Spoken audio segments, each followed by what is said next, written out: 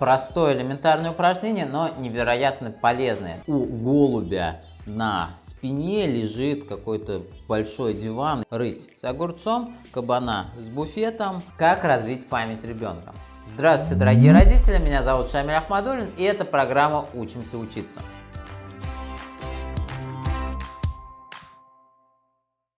В этой программе я даю родителям полезные советы о том, как повышать эффективность обучения ребенка в школе. Сегодня поговорим о памяти.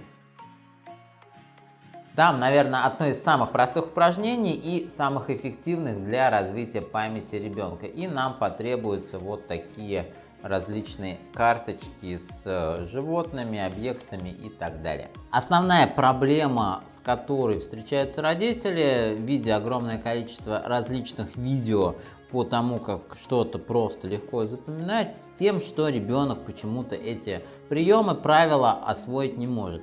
А освоить он их не может, потому что не владеет базовым навыком, умением визуально, образно соединить в уме какие-то два предмета, выстроить цепочки и так далее. Сейчас разберем, как это сделать. Я взял две карточки дивана и голубя. Теперь нам необходимо их как-то соединить. Как это сделать? Ну, например, представить, что у голубя на спине лежит какой-то большой диван, и вот голубь не может лететь, и ему тяжело, он падает, потому что вот этот голубь-грузчик с тяжестью переносит этот диван. Чем более забавные, необычные сочетания, тем лучше. Этот навык достаточно быстро освоится вашим ребенком. Для тренировки этого навыка нам потребуются вот различные карточки, которые вы легко сможете купить в любом книжном магазине. Раскладываем их попарно.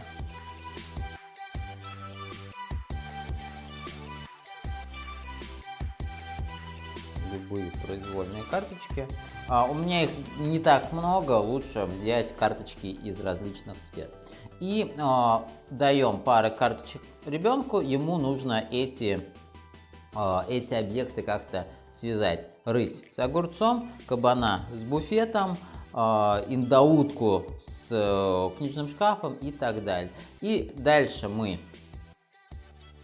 мешаем, забираем эти пары, мешаем и, соответственно, себе сами тоже должны как-то запомнить или записать. И показываем у нас, например, индаутку, да, ребенок должен сказать, с каким объектом индаутка связана. Казалось бы, простое элементарное упражнение, но невероятно полезное. Так в чем же его польза?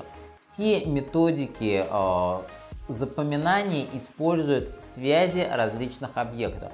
Как только ребенок научится визуально представлять объекты, строить между ними связи и, соответственно, запоминать эти пары, то любые мнемотехники он будет осваивать сильно легче и сильно быстрее. Ну а теперь несколько правил, как сделать так, чтобы запоминать связи объектов лучше. Во-первых, объекты должны быть одинакового размера, примерно одинакового размера, так запоминаются они лучше. Во-вторых, связь их должна быть какой-то необычной. То есть, если у нас вот буфет и гусь, то, соответственно, гусь, сидящий в буфете, но ничего необычного. А вот наклейка с гусем, наклеенная полностью на весь буфет, либо гусь, несущий буфет и с тяжестью перетаскивающий его, это уже запомнить сильно легче. Ну и третье, объекты должны быть максимально живыми, максимально яркими. Начинать выполнение упражнения нужно с 4-5 пар и доводить их до 20 пар. Как только у вас ребенок будет 20 пар подряд запоминать, то любые мнемотехники он будет осваивать сильно легче. Спасибо за ваше внимание. С вами был Шамиль Ахмадуллин. Программа «Учимся учиться». Пока-пока.